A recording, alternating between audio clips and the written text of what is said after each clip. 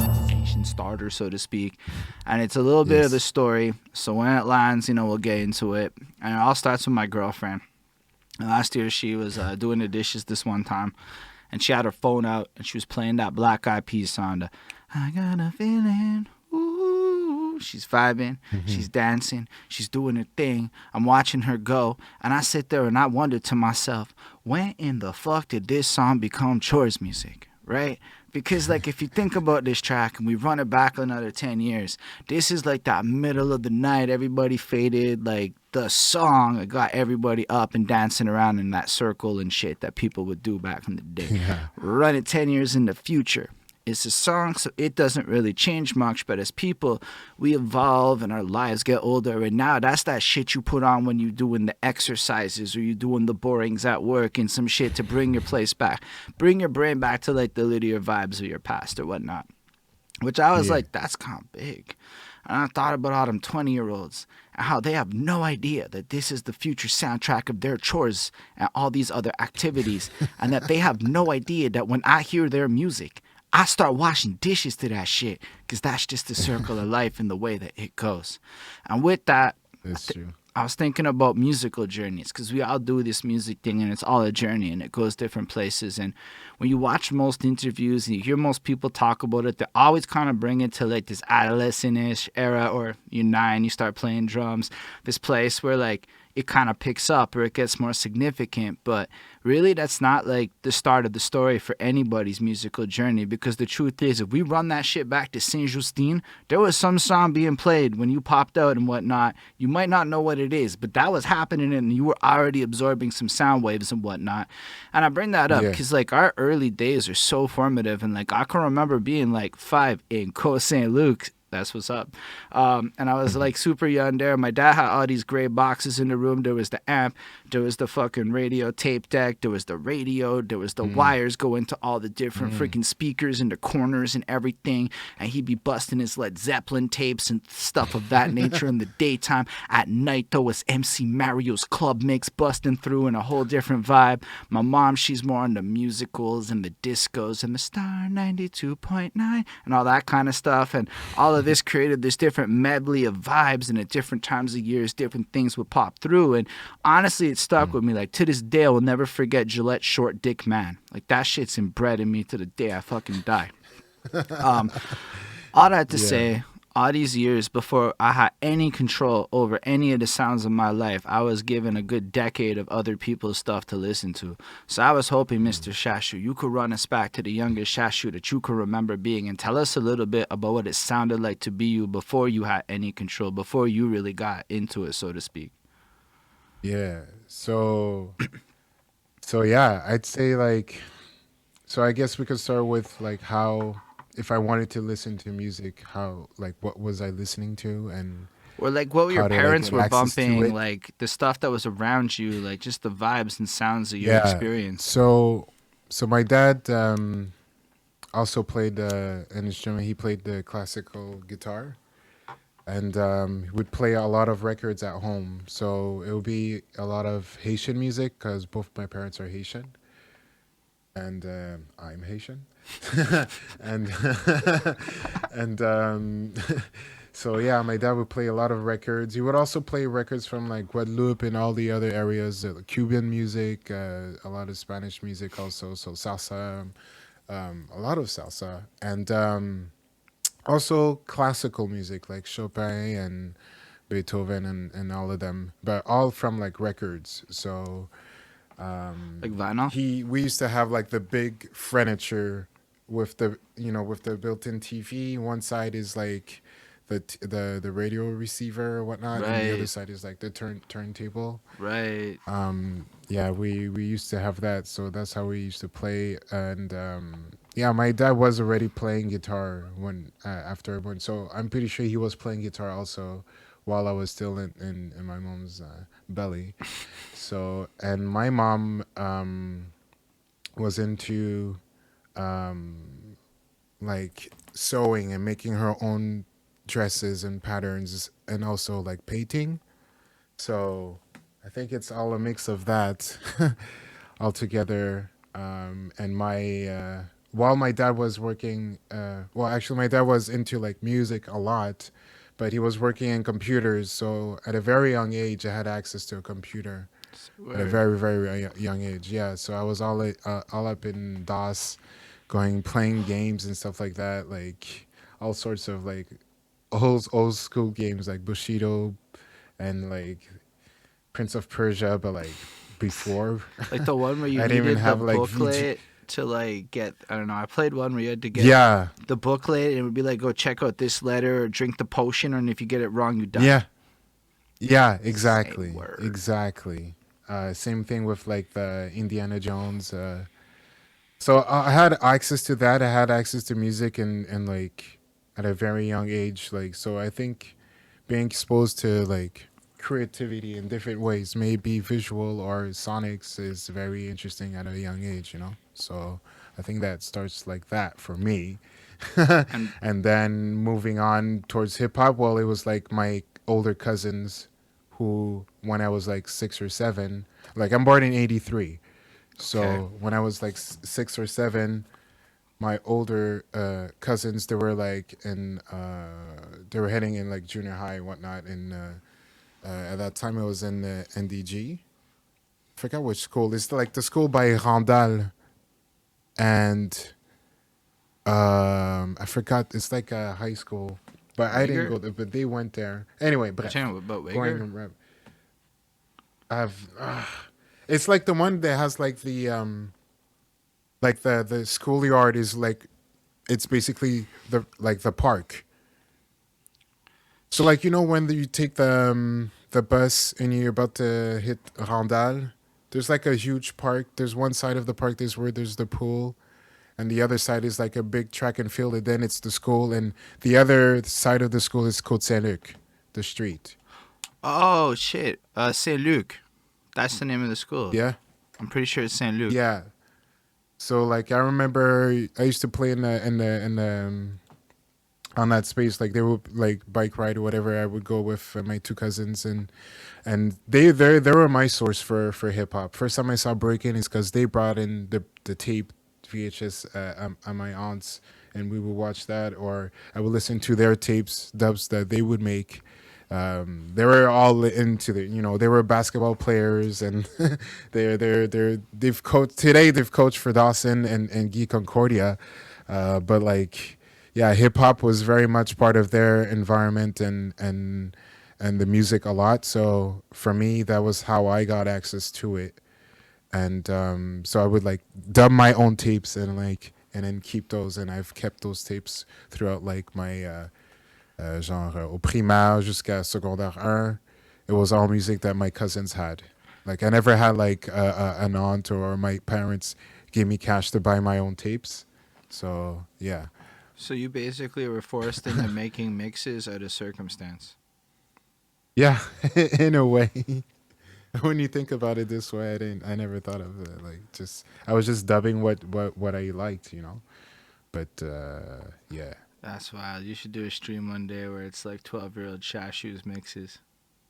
Yeah, totally. And I think I still have one of those tapes. It's like I mean they listen to East Coast hip hop as much as West Coast, so I was really exposed to like from Ice Cube to Snoop to like Public Enemy to like KRS One, um, Onyx. Like at a young age, I like listening to it but not understanding, but repeating the lyrics is pretty far out. And then you said you got into drums as well in via school. Yeah. And then Hmm. how does that like work out? Like you get involved in the band, or is it because of like a program or? Yeah, I mean, like it was at the school we had music class and also starting um uh like starting a quatrième année, fourth year. You could join the school band, and all my friends went to like play trumpet, and like nobody wanted to play drums or something. So yeah, I just figured I feel like trying this drum thing. And like the guy who played drum, who was older than me at that time, who was in fifth grade, was actually like uh, uh, somebody from the extended family, like we had like similar friends or whatnot in the family, so ended up being a cool journey. So yeah. So basically, you have access to computers. You're already dubbing your own stuff, and you're learning a lot more about music because you're a drummer and you're getting trained on how all of that works. And all Yeah, that's like kind of like by like 10ish. like yeah, 10, 11, 12. But I never like we had I didn't have access to softwares back then, but um I know that there's stuff that existed that were available, like Amiga or other like trackers and stuff like that. But I wasn't into that. I was more into like video games and fiddling around on stuff in a computer. And then like playing a lot of drums and listening to hip hop tapes and drawing a lot. Yeah, drawing a shitload of stuff like superheroes and stuff like that. That was my Yo, when did shit. you get into Still, drawing? still. Um, I think I asked my mom that question and she told me like I was 3 when I started doing like uh shapes. I was already like doing like perspectives and stuff like that. I was 3 years old, as she told me, and Holy shit. that's like the thing that really my parents thought that I'd have like an aptitude for. Like they really wanted me to be an architect. That's the classic Haitian. Oui, oui. Ah, tu sais dessiner. Ah, oui, on va. Tu vas devenir architecte. Because I guess like graphic design and all that stuff wasn't like feasible. Like it wasn't an industry really yet. It was still premature. But now today it's completely Say changed. word. I guess that's true, eh? Like back in the day, the architect would be like what the graphic designer of today would have been aspiring to be back in the day. Yeah, of course, of course. Especially if you're coming from like immigrant parenting and all. Yeah, that's like the strive for the top type of thing. Oh, you hold a pencil and you could fill, you could draw lines. Well, draw these lines. Um, yeah, but yeah, it's funny how like technology just really opened up a lot of avenues for a lot of different things. But yeah, it's cool that it did open up for like arts and music and all the creatives, the creative outlets, I guess. Yeah. I mean, I just think that given like how much technology's got to be tied into your life now, that fiddling around with an MS DOS environment must have you being a lot more willing to jump onto some new shit than somebody that's jumping on a new shit now for the first time. And Hmm. there's like a lot of value in Yeah. like the practice of it, even though DOS is kind of irrelevant now, which is weird, but it's still the experience points at that point. Like I look at life a little bit like an RPG where you just kind of clock Yeah. points and it doesn't necessarily matter when you do it. You could like gain like 80% of your skills in something when you're like 12, forget about it, come back to it, and I've already done so much groundwork that you're not starting at zero. So it's like interesting to Hmm. me to see the different things people are up to and how they kind of tie into who they become. And like Yeah. so I guess as you like move into high school, do you have like any more ambitions of creating music at this point since you've been like exposed to band and whatnot? Hmm. So in high school, it was more drawing because then I didn't have access to a school, but they didn't have any like like they didn't they had drums, but it came in a little bit later on that I had access, and very rarely I would be able to like play. But so I was really more into drawing, like drawing a whole lot more. I had friends who wanted to do comics with me and stuff like that. Like, oh yeah, we could do comics. You draw the characters and na. But those usually like they don't. Those plans don't usually realize all the time. But it still shows that people actually believed in the talent that I had or in the skill that I had to want them be creative in something that they felt that can inspire others. So it's a cool feeling, and it's something that I feel like I wanted to continue and go through that because you go through the phase of you try track and field, you try basketball, you try soccer, and it's fun, but it's not. it's not for everybody, everything, you know. So there's certain things that I gravitated around and I stuck with, and drawing was something that I stuck with a lot. I still listen to a lot of music. I fiddle more with like DJing programs and stuff like that, like discovering what sequencing was and stuff, things like that. And then it was more in when I was 17, like sec 5 or 5, that I really got into like a software that you can actually like create your own sequence, like even more. At first it was called Hammerhead. That's the name of it. It was super old, and I think it's still available somewhere on the net and like obsolete or archive or something. And and then I jump into FL Studio, like FL Studio 3, I think. And now they're at FL 20. It's completely different. Yeah. But yeah, then I got into that, and back then I was just compiling sounds together. It kind of sounded like video game music, but yeah, it all started there, pretty much. 17, yeah. So I guess you're 17 and you start fiddling around with the beat making and how to DJ and just how to like get it all together, and then how do you go from like the fiddling phase into like moving it into something more tangible? I guess it's by practicing doing it and then playing it to like friends and stuff like that. See how they move, and usually the response is usually was a good response, so it made me believe in even more in what I was doing, and also like it kind of gave me yeah, I was able to gauge just by sharing, telling people like, yo, listen to this and stuff like that. And also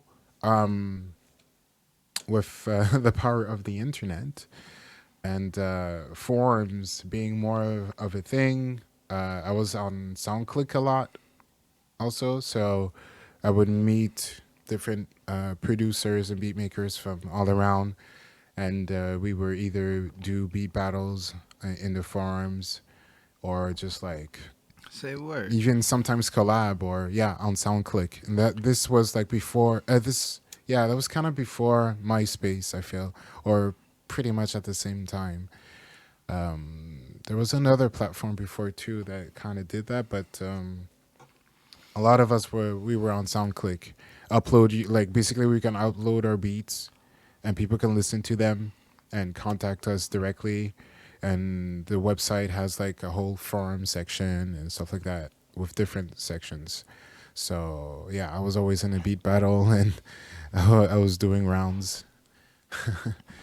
That's wild to So yeah, think it was that in fun. like, because I know Rico Blocks was telling me about how he did like the battle rap version of that on SoundClick, and how he would be able Hmm. to like link up with beat makers and upload his shitty recorded mixes back then, because you know he did what you could. And I know he was saying it was like 2002, 2003 ish that this was happening for him, and Hmm. it's like wild to like just think about how even before like conventional social media, or even before a lot of people even had computers, there was at least knowledge of how to, you know, play on the internet. There was just all this skills getting sharpened and developed in like hidden, and I would argue that like SoundClick's kind of hidden unless you knew what the fuck it was back in the day, just by the virtue of Yeah. how the internet was. But the Yeah. fact, just the fact that like all of y'all were doing this, and it feels like you were doing like, was it like frequent? Like, was it constantly beat battles, or was it like, how is it structured?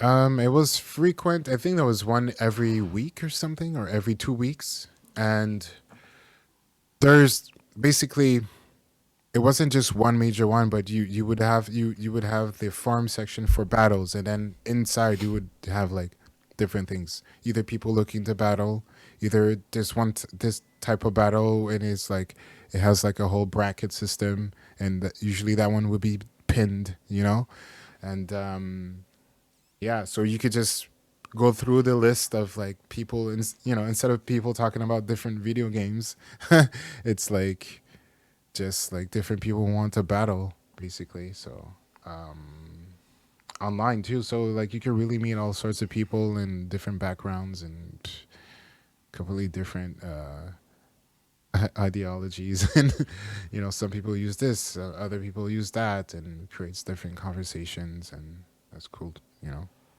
That's wild. That's cool that you like were basically on social media since before social media was cool. Yeah, yeah, yeah. Because I think I really liked the idea of the internet, of just being able to like go to places and visually, I don't know, just go on web. Basically, you're just going on a website, but the website is intended to grasp your attention. So like if it's offering something that I'm interested into, then I'm really really interested in it, because it's usually going to be presented in a specific way. So I think I had an appreciation for that somebody designed like a GeoCity website and put a whole bunch of gifs of this and that and be like, yo, this is my website. I'm like, yo, that's cool. That was a different time. I was just thinking about the Totally. MySpace sites that people ended up with. Yeah. Were, were you Yeah. also on And MySpace and all that? yeah, I mean, now I'm pretty sure it's dead. Unless is it like archived somewhere? I No. think it's like in that weird limbo state where it's kind of still a thing in a sense, but nobody does anything on it except for Yeah. the people that do. Yeah, exactly. Ismail, I miss So MySpace too. I miss being able to land on a profile. A motherfucker's terrible taste in music is blasting in your face. yeah. Or the bright, like you realized how bad people were at color palettes and things back in the day. Like nobody was a good designer. It was just personality, a la max. And now everything's just like, nah. Facebook's like, fuck that. Y'all's pages look like shit. Everybody looks the same. Yeah. Um. Let's see now. Okay. Boom.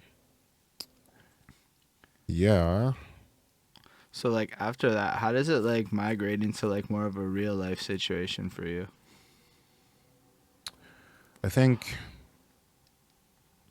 after like CJEP, when in CJEP, I was in like computer like learning like binary code and stuff like that. Though it's like that's where it all starts. It really wasn't something that interested me at that time. So I was more I was hanging a lot more with the music committee and the people from the radio committee also. So I would like play drums and play with other um, musicians also. And this is like CJEP, so it's like 2000, like 2001, Which stage did you go to? and to Collège Rosemont. Okay.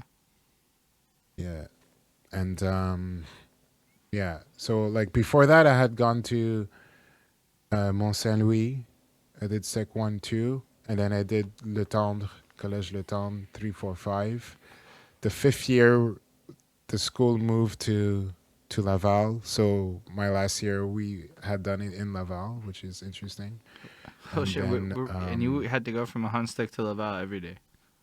yeah, I mean, Unsick, yeah, exactly. So I'd go to Metro Henri Bourassa and then take a bus. Whenever I can get the Navit bus, I get that, or I take just the regular bus and then go to in front of Montmorency, which is where Collège Le Temps is, in front of Montmorency.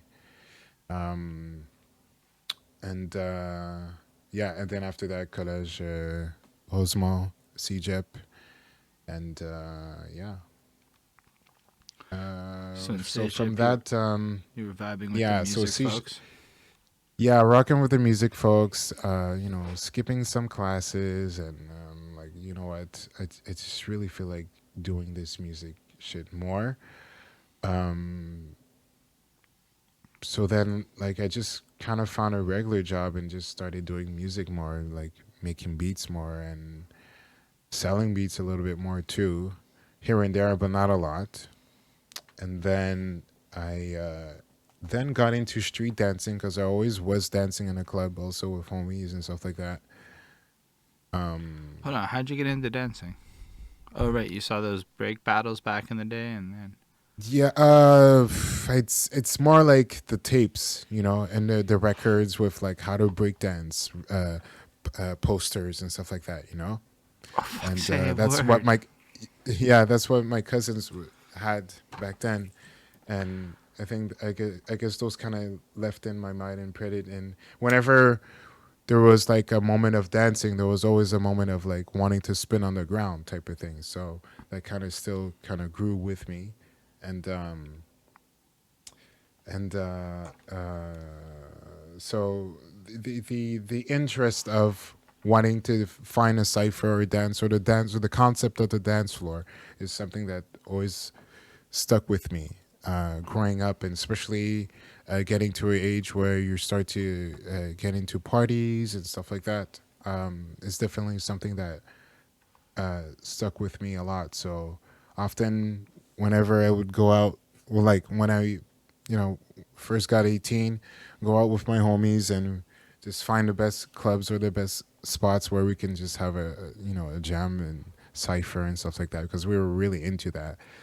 And I guess when I hit CJEP, I kind of met more people who were into that too, but more in the technique aspect of it. So, like learning about certain styles and learning about certain, maybe popping or locking, and then emphasizing on also the music that they would use or they would be associated to that type of style of dance. It was more in CJEP that I was presented with that idea of like, oh, okay, so poppers would dance on this type of funk music or this type of electronic music, or lockers would dance on this type, or I already knew that hip hop would dance on this and that, but I would know about breaking and b-boying. I was already presented to that, but I didn't know that they had other styles, and other styles had their whole background and everything. So 2001, 2, uh, I had a friend who we were both going to the same CJEP, and during like a CJEP party, we're just dancing or whatever, and then she came to see us. She was like, "Yo, you guys should come to Urban Element.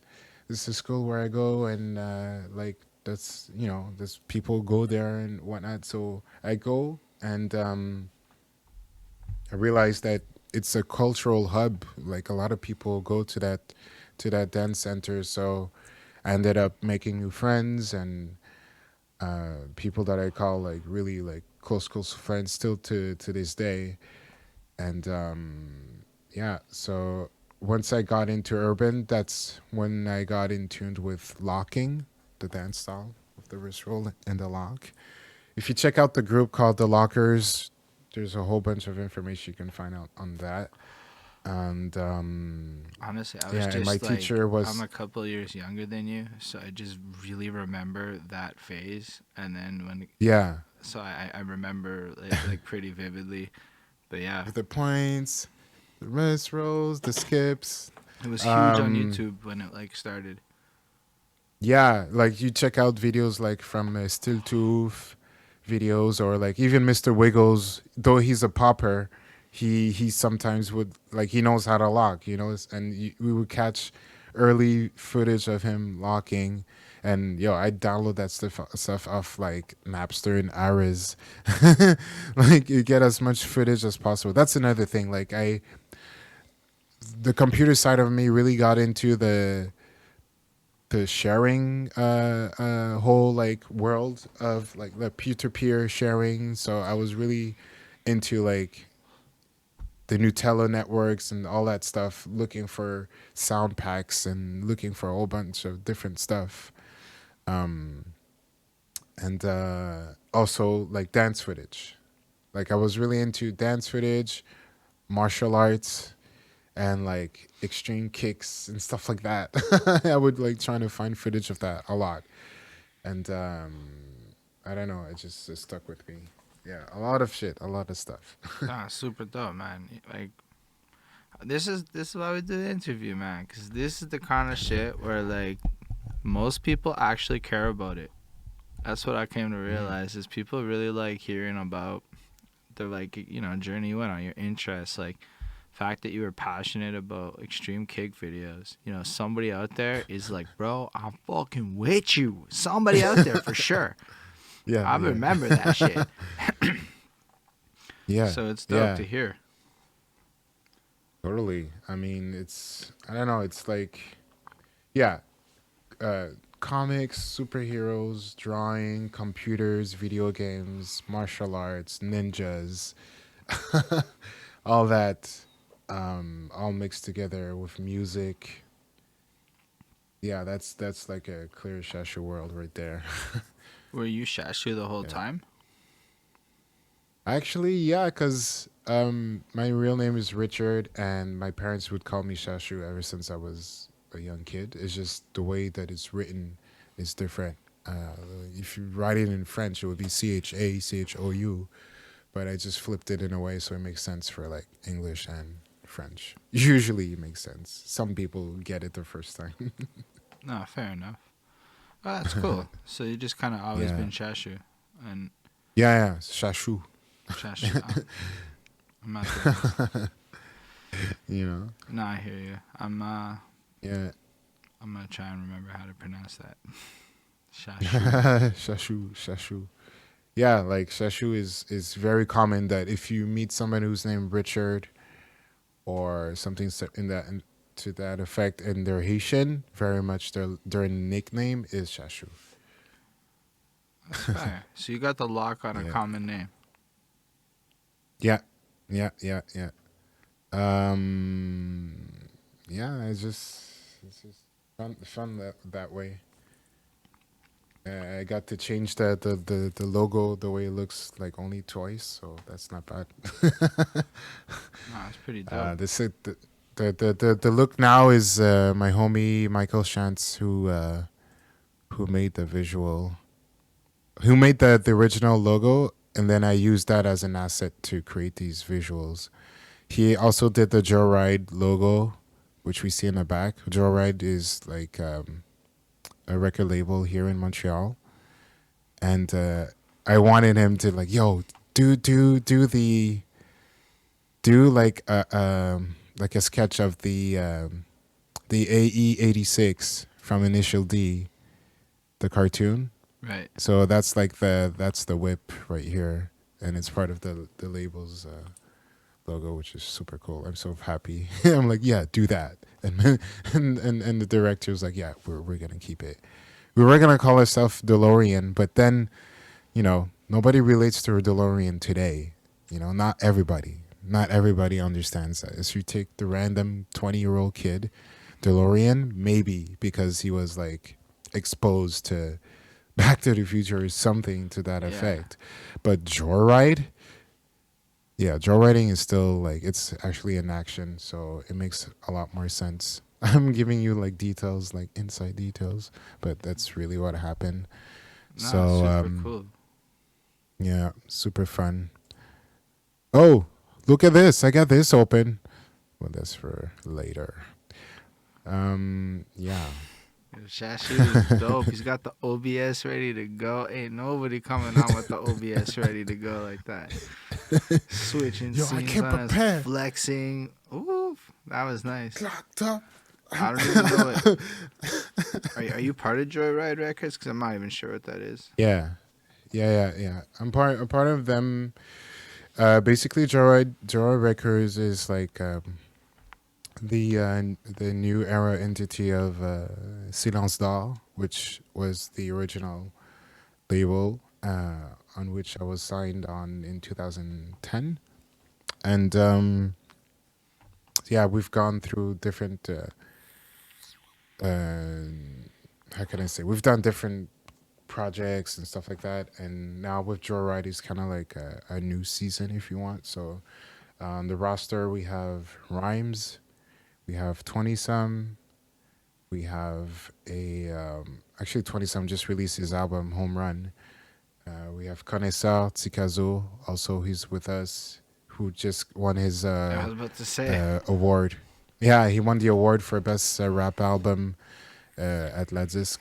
And also we have Impas, also from originally, like from the Mazine group. Yo, hold on, I just And gotta like stop. For those of you yo, that are watching this that are not from Montreal or Quebec, who don't know about the Cape rap scene, these are like giant names he's flexing on us right now. Giant names, but you might not yeah, have it's heard of true. them if you don't live from here, but you should, because it's dope. Yeah. Yeah, so yeah, like I mean, I'm happy things progressed so fast in the last 5 years for Joyride. Like, so Initially, we these guys start, are we, on the buses, okay? Like, you'll be standing yeah, there on the bus, and people that he's name dropping here are like flying past you. yeah, yeah, so yeah, so we have 20 some Kanisa, Empus, Rhymes, myself, Karma, Chica, David Lee, Jordy, Lova, Loud, who else? Um, Also, like we've been like working in times with other artists also.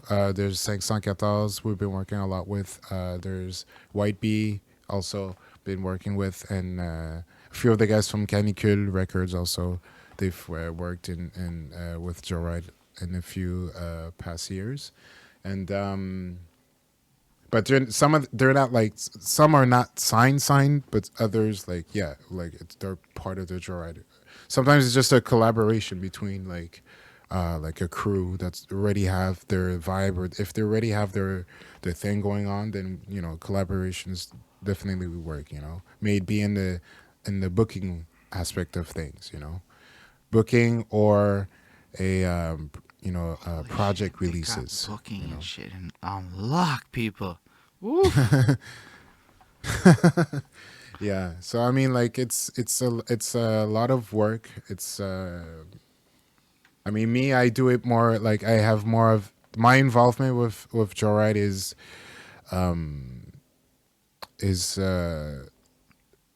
as much like myself being the artist and releasing my own music or own project. Also offer support for other artists. So like I've been doing shows a lot with Rhymes. He's another French Quebecois rapper, and his shit is going super well, and also like just creative input on certain things sometimes. But usually the artists that we have in our roster usually have like most of the freedom for whatever they want to do. If it makes sense for the label, like for any other label, if it makes sense, then totally like there is a whole like collaborative So can I ask you like a like question, support right? if you want. Because Yeah. like, look, I'm on the English side. We're not like I don't. I'm pretty ignorant to the French scene. I'm gonna be real. I got so distracted with the English side that I haven't put the diligence in yet. I'm going to rectify that because the scene's popping right now. It's like it'd be Hmm. really stupid to not pay more attention to it. But um, in a lot of the cases, the people I speak to are mostly underground, unsigned people. There's not often that I really get the opportunity to talk to people who like actually go through what the label brings to a table. So, Hmm. I guess my question is, what does a label bring to a table in 2021 for an artist? Like, what is the real benefit to like linking up with that? Hmm. So now labels can offer different types of like help or aid or services for an artist. There's different type of like there's different ways of supporting the artist. So some labels are doing like the whole 360 thing where they're taking care of everything that the artist has. As soon as there's the artist's name, they have control over everything type of thing. There's some that just do booking. There's some that just do licensing for the projects for like when you're releasing an EP or an album. And there's some that just do management also. So they manage and they reach out to other third parties for booking and all that stuff. So it's really a mix of different ways of getting ourselves by. What's the core important thing I'd say is just like making your music available and also making your having a place where we can get to know what you're doing or what you're offering or whatever. So once you have that, that's when labels will be able to have something that's turned tangible that they can see, or be like they can be able to see if it fits, or with their agenda. If they're looking, a label's gonna be looking for an artist that can get them to do things that they've never done before. And sometimes those things don't necessarily mean selling out a bell center. It's not directly just about that. It's more about having the proper progression and the proper achieving the proper steps, or achieving the proper knowledge to get to what we want to do. So sometimes it's not directly that one gig or that one thing. Is all these a combination of all these many things that helps an artist or a label to be able to achieve what they're looking for. So like it goes hand to hand. Like the label needs the artist doesn't necessarily need the label, but the label is there to help if the artist has something that's nice, that once the both forces are joined together, then the label is able to reach out and get more opportunities, more resources, or more exposure for the artists, and also like help them, work through certain things, because it's not every artist who's good with paperwork. Let's say, it's not every artist who all their all over there. Some are really really more focused on the creative aspect of things, so it's good to have somebody who can help out. Or it could just be a project manager.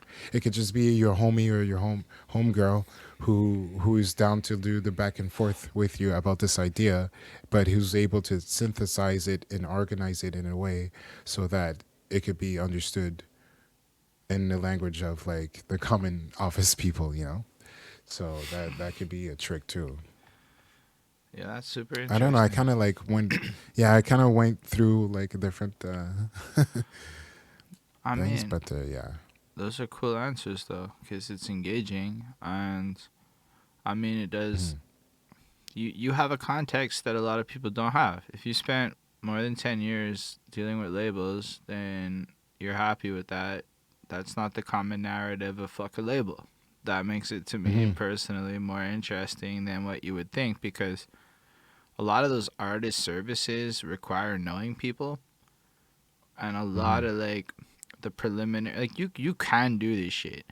Like you can become a booking agent and you can go and reach out to every fucking venue in the world, and you can find every promoter, and then you're going to spend the next 6 months building relationships, and then by the time you're getting the dividends, it's going to take time. Like there's no way that Mhm. you're doing that without putting in a serious amount of man hours.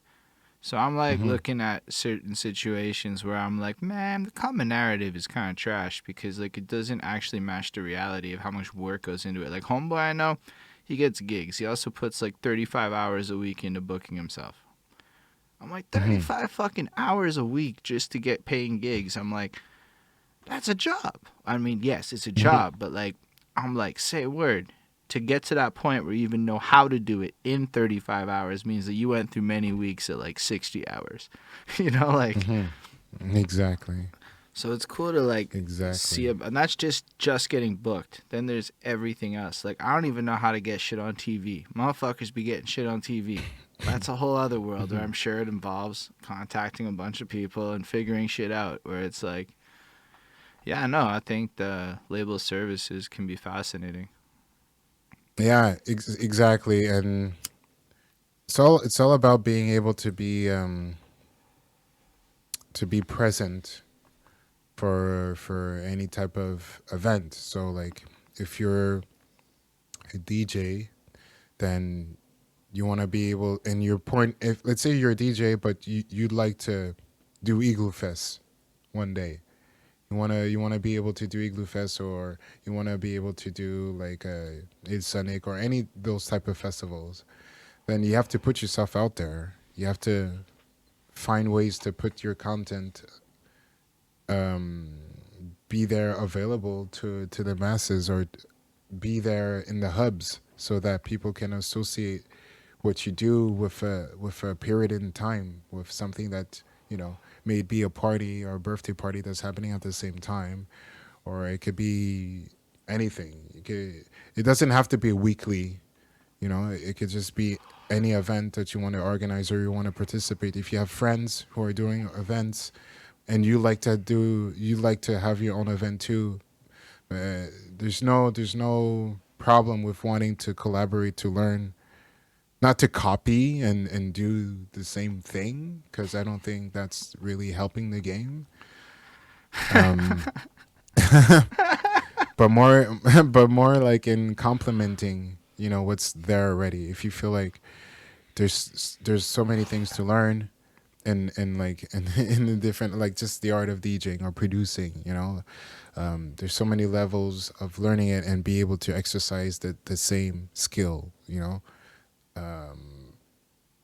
but it starts with it really, yeah, it just really starts with wanting to put ourselves out there. If your friend is doing a barbecue, why not tell him, hey, yo, would you be down if I DJ'd for your barbecue? Like, it happens sometimes. Somebody's doing this thing, but they never thought of, they just figured they're just gonna play music. But say you've been That's working on actually your like a skills, you've been big time practicing. knowledge nugget right there. Yeah, Yeah, like because instead of waiting for somebody to be like, yo, I want to get a DJ for this barbecue, but I have no idea who to ask. That rarely happens. But if you're like, hey, yo, so this barbecue that you're doing, I just thought I've been practicing. I figured why not? I'd be down to try, you know. And it's just the people are gonna be there. They're gonna watch and hear, and more you get that, more it opens opportunities to like, hey, I saw you play at that barbecue of my niece, her birthday. Nah, nah, nah, nah, nah. That's usually how things happen. Early on, when I first started DJing because I liked DJing point blank. It wasn't even about like DJing for clubs or DJing for like rappers. It was more like beat making, street dancing, and then I got into DJing, like practically almost at the same time as like street dancing. Um, my peers are like Professor Groove, DJ Static, uh, DJ Devious, Frank Boulevard. These are the DJs I would watch play, and they would play for events like Grooves, Gravity Rock, and that was at the Côte des Neiges Community Center that they would host these events, street dance events, and that's where I would first see DJs do their thing. So yeah, after that, the gigs I would get is like friends from work or stuff like that were doing barbecues or doing a chilling, and they were looking for DJs, and I was like offering my help, or that's how I first getting my word around, and friends who knew somebody who had a bar who were looking for DJs and stuff like that. It all starts by putting ourselves out there. right. Yeah. Then I guess it just kind of like evolves from that point. And via referrals and stuff, you get linked up to other things. I mean, Yeah. when did it start to pick up for you? It started picking up when I guess it started picking up when I really got better at DJing also, I guess. At some point I got good where like people were like, yo, this is really good, look, c'est bon là. So yeah, and yeah, so I remember I also DJ'd for certain things at while I was in CJEP also, and while I was playing drums and stuff like that. So that kind of opened up different vibes. What else? C'est pas mal ça, là.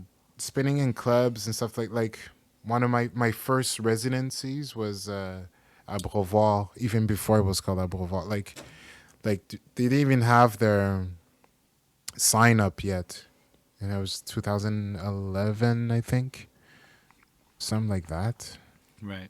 Something like that. And before I was spinning here and there, like at Jello, R.I.P. Jello nightclub, and which is now like Madame Lee. I don't even know if Madame Lee is still there. I think there's going to be a But lot of that now. I don't know what's yeah, still open in the city. yeah, definitely. And Yeah, I'm just reading the chat. I'm like, yes, you have to put yourself out there. 100. Shout Um, out, little Alice. yeah. So like, Abreuvoir. And what's interesting is that gig I had started. We were two DJs who started that night on Saturday nights at Abreuvoir. It was me and my homie Germs, Jeremy Carrière, and he was a DJ who was spinning for b-boy battles while I was spinning for the popping and hip hop. But we never actually like met, and we eventually met at an event, and then we quickly became friends. And then like he was telling me his half brother was like manager at this new bar. Before it was called Baloo's. It was really the corner of Ontario and Saint Denis, and then now it's like Abreuvoir, and we started there on Saturdays. Germs was spinning on turntables. I was still spinning on CDJs, and at that time, that's how like I kind of migrated into learning playing on records. Cause then like if you're like a duo DJ and like you want to use the same equipment, it's a lot more simpler if we just like all are able to use the equipment. So that's how I got into spinning records because I started on CDJs first, and then I got into on the techniques and playing on records and dealing with needles and bass and stuff like that. And then, so you start doing these club gigs, and I guess more and more opportunities open up for you. What are Yeah. some of like the highlights for you? Um, the highlights and I think the highlights for Abreuvoir, like I was there, we were there for 4 years, and the reason why we left is because like the the police narrative of hip hop equals criminality was really like a dominant problem in the media and in the streets of Montreal downtown. Like police would just come in the club and want to just kind of shut it down just because they're playing hip hop, which is totally absurd and stupid. So what happened was Abreuvoir was getting like pressure to have to change the theme of the night because the cops felt like, oh, I don't know, apparently it's attracting the wrong people. We're talking about a freaking bar in the middle of like university and CJIP land, and it's just kids drinking and having fun, and just like maybe older people just chilling. But to really want to make a draw like a straightforward line between like big drug lords and our nights where we're mixing like hip hop array and like and Barbara Streisand, uh, duck sauce. It doesn't make sense. It doesn't make Nah, sense but at like all. it was a real thing. Like a lot of places banned hip Yeah, hop. I think it was like 2013, 14, around that yeah, era. exactly. And like it was really big. I know they banned it Yeah. outright in the West Island for a while as well. Like it was Hmm. like, I mean, it sounds absurd to say it like now because the whole world loves hip hop, but like it wasn't really that, They're like we. still doing it now. They're canceling hip hop shows now. They're still doing it. These That's fair. people are like legit. They're you know their I forgot papers are about legit. that like hip hop show in Laval or the festival that they Yo, shut down. they canceled everything. It's totally stupid. It doesn't make any sense. There's no it shouldn't happen. Like it shouldn't happen. They shouldn't have the control of being able to do such a thing when there's no threat. You know, like it's a made up threat. According to me, it's a made up threat, and it's totally it's going against the grain of everything. You're here to serve the people, and yet you're going against the grain of what the people want or what they're living. C'est cave. Nah, I Yeah. I totally appreciate what you're saying. Um, And then there's the right kinds of hip hop, and then this, that, and the next thing, and then, Quebec gets real weird about it. And I mean, Yeah. like, it's unfortunate. Like, I know I can go rap in a park and ain't nobody gonna say shit.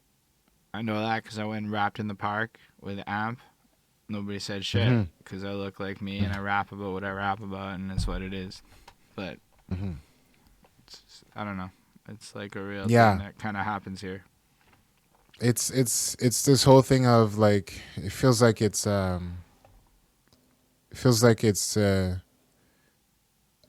Live Crew like all over again, you know, almost in a way. But And c'est like, ça, c'est just whack. It's like they'd want them to change their like they don't like it when they talk about guns. They don't like it when they talk about the way they talk about women or the way that they talk about this or that. But we've been repeating the same thing because it's part of their environment. It's just part of what they're living. They're not saying go do this, go do that. They're just saying, yo, I have this around me. This is what's happening around me. They're not encouraging people to. It's just that there's a lot of. It's the same. It's the same thing happening over and over again. Whatever like an artist is doing this and that, and kids are loving it or listening to it, they have to find ways to like knock shit down when it's not actually causing the trouble. You know, it's not causing the problem. It's just like, it's just it's reporting on it. yeah, it's I don't know. Bref. I could see Yeah. how Quebec has an invested interest in not having a bunch of hip hop blowing up that exposes some of the more systemic racist issues that exist in Quebec. Exactly. Exactly. Like, And it's like they're and like, you know, they don't want to play hip hop on the radio. They're losing money. They're losing opportunity to really make legit bucks just by, you know, letting the people yeah, speak. somebody was telling me how one of the hottest things right now, even in like places like not one of the hottest, but like something that's like blowing up right now, even in places like New York, is like drill in France. Just because like people are kind of moving past the language barrier and whatever's fire's fire kind of thing, and people kind of Yeah. romanticizing. Because I was in New York City last week, and I had no idea how Mm-hmm. cool French was in New York City. Like people be Mm-hmm. dropping random French words and sentences because it's fancy everywhere that's not here, and here it's like fucking Mm-hmm. weird because like my whole life it's like militant whatever on the language issues, but then you realize the rest of the world be okay with French. And I'm like, oh, say word. Motherfuckers would probably just bump French hip hop if like we all work together to get them to hear it. Mm-hmm. Mm-hmm. Yeah. And like sometimes those collaborations though they happen. Like you know, on a remix level of things. Usually I've seen many instances where like let's say a Booba would collab with like a Rick Ross or some, you know, or Lil Wayne with another, you know, stuff like that, and that's really interesting. But you're right with the styles. If it's a hot style, they'll just jump on it because it feels hot. It's a hot style. Like you say for drill, drill is everywhere. But for me, drill when I hear it, I also hear very similar vibes that attaches drill to like rara music, which is a Haitian folkloric music, which has the same type of pattern and the same rhythms. So like I do my own version of like drill, but I would like j'irais puiser, like I would dive into the rara side and transform rara into like today's music, like today's sound, and it just gives me drill right away. It's just that's no wonder a lot of us vibe with it because it really strikes a chord that goes into the sounds that we grew up on when we were kids, or our people grew up Dude, on, that is or like you know. that is an amazing tidbit. I never would have thought of Yeah. that. I'm actually gonna go peep some of this after and just Yeah, kind of get my vibe on a bit. if you look for rara music, rara, R-A-R-A, when you think of like an example of a track that embodies like rara style and hip hop, you would have to listen to Wyclef Jean's Thug Angel. Okay. Thug Angel is the best example of like you taking the rara vibe and transforming it into hip hop. And when you listen to that Thug Angel today, you can really hear like, okay, I can definitely see how like drill can exist so much and resonate so many people at the same time, you know? Because I hear it connecting to rara automatically, like folkloric Caribbean music, automatically. That's So it wild. reaches a lot of different people at the same time, you know. But not a lot of people will make that type of connection if they're, not in tune with rara music, or if they're not, Nah, but it's you know. also like your DJ producer mind, right? You making all kinds of Yeah, links that us average people ain't gonna be making. yeah, exactly, But I got a exactly. question then. Given your role in the city and everything, one of the things that I think a lot of us wonder about is what is the sound of Montreal? And I guess like your answer would have more weight to me than most people's, just given who you are and what you see. What would you argue would Mm. be like the core sound of this city right now? You mean in terms of like Like the hip hop what sphere. people like Yeah. my perception, or what I think people like, what the mass is listening, what's the vibe of the mass type of thing, like what I think people are listening to, and or the vibe of what they're listening to, or what do I think, is that what you're asking? Well, both of those now, because you made the question Okay. cooler by giving me the choice. um okay, so what I think the majority mass of hip hop listeners listen to, like here in Montreal, is a lot of the French, like 514, White Bee, Enima, Lost, all these cats, Soulja, like they listen to them a lot. And these rappers can, how can I say, we can kind of put them side to side easier with a French rapper, like French from France rapper. So it just multiplies even more the library of music, that the playlist that they can listen to. So, but you won't have somebody who listens to, let's say, a la Claire, listen to like something that's really that street, like street rap.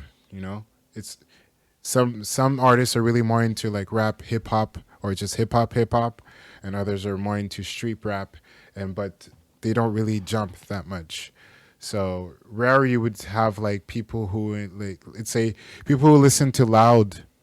You would have some people who listen to Loud or Larry, but would they listen to, like, would they listen to a Nate Hustler necessarily, even if it's Nate is English or whatnot? Not necessarily, but it could happen. So I think what's important is to be able to make those bridges, not just in the collaborations, but also, and the people who are taking care of the bookings and stuff like that, mixing up the lineup. That Fookie did a feature with Nate Husser. I think it's a great move. I think That it's an was excellent. amazing because I would have never Yeah. listened to that dude. But I've been bumping Nate Hmm. Husser for a minute now. So when I see Nate Husser does this, and then I'm like, wait, that's two languages on that's fucking fire. And it's the poutine Exactly. sauce, I think. Yeah. Puts in sauce, and yeah, I think there's a whole bunch of different styles. We do have like we do have like our Tribe Called Quest and our De La Souls and our J Cole's and our Jay Z's. We also have our we have our Metro Boomin, Travis Scott type of vibes on the French side. So when I think of like Roger, Jean Lou, RIP, Mike Shab, um, these are like the upcoming, or not upcoming, like these people who've been doing it. Actually, people who've been doing it for quite a while, and their shit is like solid, blowing up because they've always been consistent, and they have their vibe, which is cool. Very much slimy, a little bit slimier, and the bass are like the patterns are really like trippy, trappy, trippy, which is cool. And then you have loud, Aegis Larry. That's like, how can I say? I'm trying to find the right way to put this. It's funny because like it reminds me of something that I told the homies. Like when we were on tour in Europe, it was loud, Rhymes, myself, and Rhymes is more of like he's like more of a rebel poet, but he raps on heavy beats. Like his lyrical poesy is like very like research words and but he talks about all different things. And his style is very like you can he's like his style is vraiment genre le poète rebelle. That's how I call him. And Loud is more of like the rap athlete. The guy is always like in his like sporty vibe, but when he raps, he's like the way he he carries himself like an athlete, like a basketball player who's always focused for the game type of thing. So it gives like a different aspect of how people actually create and do their music or do their art. Just the way that they carry themselves, and it's cool to like be in a circle of different artists, but they actually complement each other. It's not an artist who's trying to be the other or the other trying to be the other, or one stepping on the other's toes because they being in the same vibe or being sharing the same stage doesn't mean that you have to be exactly the same or that you have to, there's ways of like making shit happen and everybody can have a good time. That ticket is purchased and everybody's good with it. Doesn't it just have to be the homies? Collaborations can happen and they can make sense. It's just about reaching out also. It's not easy to reach out. Sometimes some people find it hard. You know what I But think it is? Like, and this is just coming from my perspective of trying. Half the reason I'm doing this interview show is because I don't know who the fuck to talk to about anything. And trying to find out who to reach out to. I mean, now I can sit here and say I have a pretty solid idea of what I'm going to do next year to get my name out. But it took me like a year of just asking, I don't know, 150 people how they did whatever the fuck they did. And I had to like piece it together. And this isn't the type of shit you can easily Google. This is like no, meticulously complicated, like to figure out who the players in your scene are. And like there's a lot of misplays. Like I didn't go to enough shows. Unless, like there's a lot of things I didn't realize. So like now I'm like, okay, gotta make sure I'm hitting some shit every week or two, doing things like that because it's really important. And I don't think a lot of us learn those lessons. So you just feel frustrated and like, what's the point? And then, yeah, like, I mean, I'm ashamed to admit it, but I never even thought about press kits until this year, like all of these different pieces of the puzzle where I know a lot of people who we really haven't done a lot of this groundwork because whatever, we never figured it out, we didn't Google it, we didn't take the time, however it may be. And I think that it is important to find more collaborations, especially because like if you're in my position, reaching out could unlock the opportunity to find somebody to be like, nah, you're dope, I'm gonna show you what's up, let's make it happen. yeah, like there's a lot of potential out there, and I like how you keep focusing on like collaborations. Like you really feel this is the move to elevate things in the world. yeah, yeah, definitely. It's just the meeting of different minds. Just different circle of thoughts to just have those meet together. Only really like because we have the same interests. We have the same interest in the same type of arts, which is like maybe like hip hop, anything in the hip hop realm. Rapping, DJing, producing, beat making, whatever. Because we want to feel, we want to relate with somebody. We want to see ourselves. We want to see a bit of ourselves in other people's eyes, and we want to have that conversation. We want to be able to speak that language and be understood. That's why we do it in the first place. And so to be able to take the time and expose our ideas or expose our thoughts and share them with other people who been doing the same thing essentially. I think that's where it all starts. You know, that's how you can make things happen, really. And Also, so hubs. yeah, You brought up yeah, hubs yeah, several definitely the times. hubs. That's, Oh I yeah, think, another definitely. thing. There's not like a map of hubs. I mean, No, I know people no. know about hubs. I barely know about hubs, bro. I'm like trying to make a Mm-hmm. hub. I'm like, fuck that. I can't find a hub. I'm gonna make a hub. I don't know how many people Yeah, take that approach. I think more people in their 30s should take that approach. You're in your 30s, make you're a fucking right. hub. You have a job, do the thing. It's way less money than you think. Um, Mm-hmm. but like, Yeah. I don't know. And again, I've never been like the coolest kid, so I'm not even trying to like say that bro, partying was not my forte. I didn't do all of that shit. I'm like learning how to party now so I can like blend into the Mm-hmm. party better. That's good. But like, Blending is good. well, I say like party's a time you don't necessarily always want to stand out. There's a time and a place. Sometimes you just gotta be chill. You Exactly. just gotta be like there, enjoying the Exactly. vibe. Exactly. Like enough times, like I just want to dance. I just want to chill, and people are like, "Whoa, cool moves, man!" And they're like, "Go, go, go!" I'm like, "No, bro. This is. I'm just having a chill moment right now. Whatever." Je suis pas dans ça là. But yeah, you're right. You're right. So we're segueing into something just now.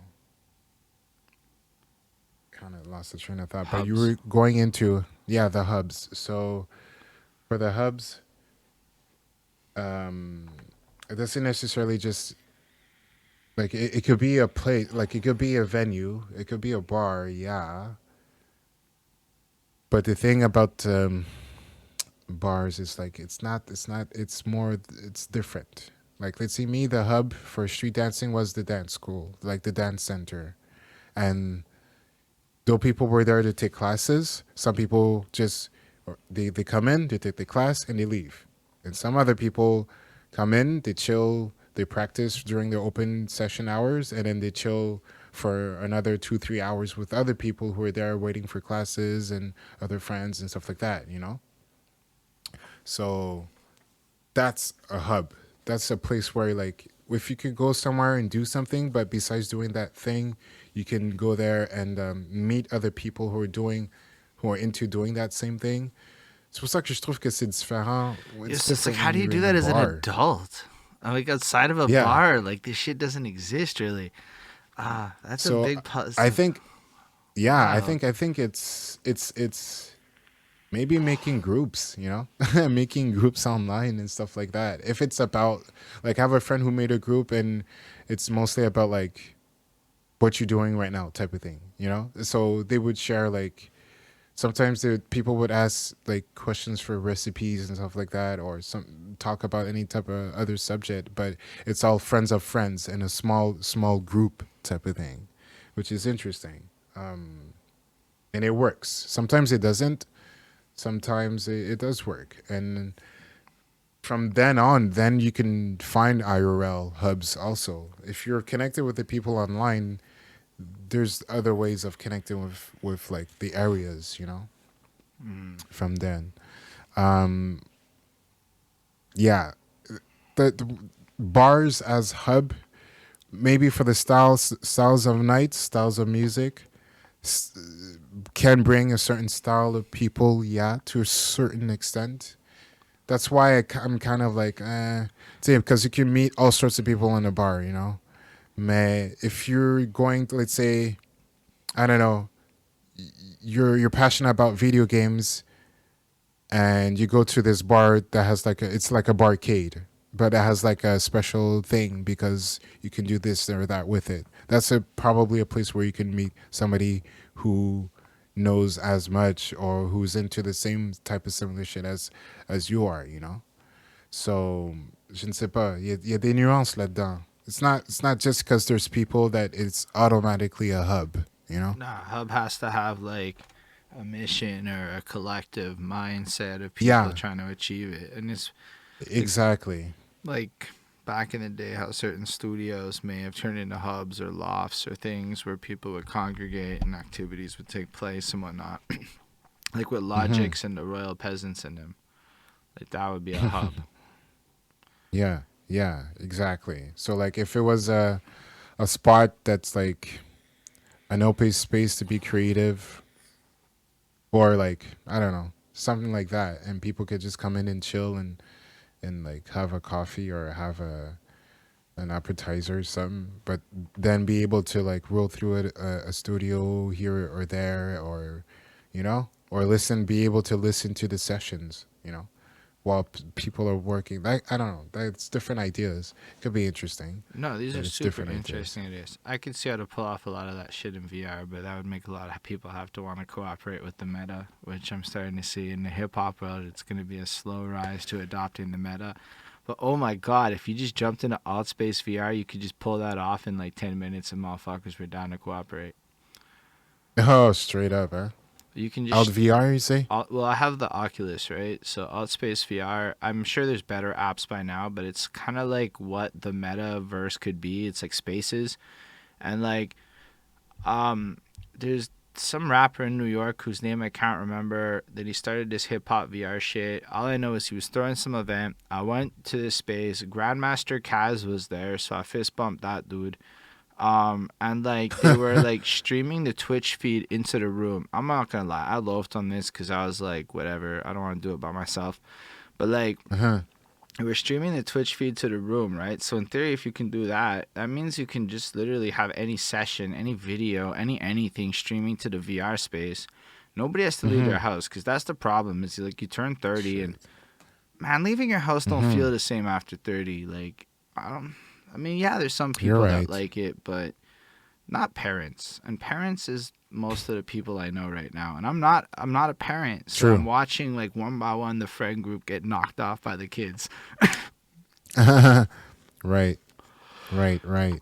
But like that's one idea that I've had with it. But what you're saying though is super inspiring. I know Olivier Boudreau wants to do the hip hop cafe, which in theory would be like a physical manifestation of one location. But man, just to have like a spot, like an open studio of sorts with the intent of like being there for that purpose is wild to me. Like I don't know how Mm-hmm. to do that now. I mean I logistically could plan it Yeah. in my head, but like it Like I. still requires the right people to want to be involved and to bridge some gaps and some shit. Don't worry.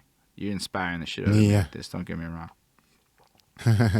Yeah. Totally. And it's to make it available for different age brackets also, because I know there's different programs, like for say let's say there's the NBS Studios, which is based in Côte d'Ivoire, and they offer a space for kids between a certain age, but I think it's until 17 or 18, to they have access to a studio. They can just basically make beats, record their songs and stuff like that, I like that you said that a for lot. free. To give. Yeah, NBS. Yeah, and there's a few cats who come from that, so who are now just like out there producing for Skyfall and all of them. So that's pretty cool. Um, yeah. So shout out to Jainitai Lotus, who is a coordinator there. One of the core people who've been working there for so long. NBS Studio. I've heard a Check lot of that good out. things about him. Yeah. Yeah, he's a great cat, homie from way back. Yo, what's up, Backpack Beats? Good to have you here. Um, I wanted to ask you a question. You said that you got the VR. There's so many different like. So where is VR at now in terms of okay, like I'm not the gonna lie. gear? So what happened is a couple things. I copped the Rift S because for me it was mad important to connect to the computer. And when I copped that, the Quest 2 hadn't dropped yet. So the Quest 2 Mm-hmm. is dope. And it looks like the Quest 2 is like worth the price, but I already spent $6 on that motherfucker. So then Mm. what happened was I was super enthused with it, and then I had some issue with my remotes, and Oculus made me ship that shit back, and it took like 3 months. Now in 3 months, What? you change your habits. You lose. Then I got it back. It's gonna sound Mm. corny, but I felt like I'm the kid at the party by himself in a corner trying to start a trend, and everybody looking at you like you're goofy with VR. Like and so like I saw the potential of it, but like to try to convince people it was cool or easy was one thing. Like I couldn't really win that. Slowly, yeah, it's moved along. Facebook about to Mm-hmm. make my life a lot easier, to be honest. But like, it's really about spaces. It's like creating Yeah. these hubs you're almost describing. Yeah. The technology is logistically capable of doing a lot, but it's all corny. So it's like fucking like the avatar you see in Facebook is better. Like when you see the Mark Zuckerberg, it don't look that good in a lot of the shit I've seen. It's getting Uh, there. You're gonna look, yeah. but what I'm picturing is like 2-3 years from now when I'm selling $2 fucking shirts that are not shirts. They don't cost me shit all to produce. They just Mm. logos that are DLC. you know what I'm saying?